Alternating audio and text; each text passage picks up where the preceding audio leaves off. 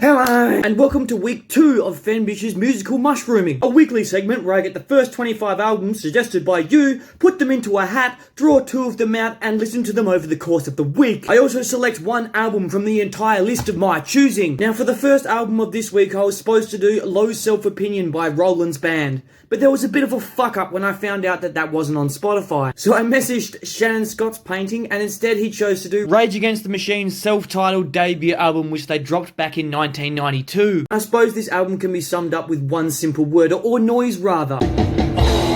This album had so much energy, conviction, and aggression behind every lyric that was sung. For those of you that don't know, Rage is a band that conveys a strong political message in every one of their tracks, mostly against corporate America, cultural imperialism, and government oppression. This album was no exception. And considering it was their debut album, they did a fucking amazing job. Not to mention the fat, chunky, memorable guitar riffs that Tom Morello pumps out in every single song. I imagine seeing this band live would be an extremely memorable experience for those of you lucky enough to have done so, leaving me no choice but to give this album a 9.5 out of 10. This week's second album is called Takk by Icelandic band Sigur Rós. Now the first thought that I had when listening to the opening track of this album was, what the fuck am I listening to? And by the time that I was on the last track of the album, my thought process went something like, what the fuck am I listening to? This music is classed as ambient, dreamy post-rock. It's some of the strangest shit that my ears have ever absorbed, to be honest. There was a lot of this happening.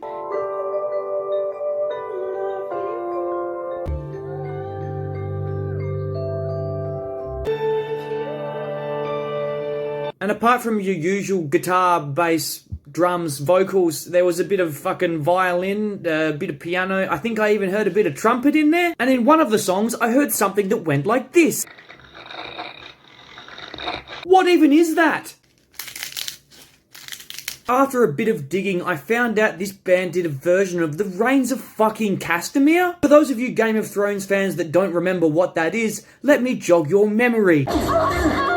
Though their version didn't air until the 4th season. This album obviously wasn't for me, and this is not going to be something that I'll be revisiting or adding to my playlist. If I was to give it a rating out of 10, I'd probably give it a 2, but I don't even know if that's applicable because I just don't like or understand this genre of music. But not to say you won't. I mean, one of the songs from this album almost has fucking 50 million plays on Spotify. That's definitely something. My third and chosen album this week was Opera Oblivia by hardcore punk band Hellions. These boys out of Sydney got an ARIA nomination for Best Hard Rock or Heavy Metal Album back in 2016 when they dropped it. They did not win, unfortunately, but I feel as though the nomination was well deserved, covering many different topics in each individual track, including individuality, personal freedom, and even sexual abuse. And of course I found each song to be a great listen, with some heavy parts, melodic parts, and a lot of group shouts. There was even one bit that sounded strangely similar to Slipknot.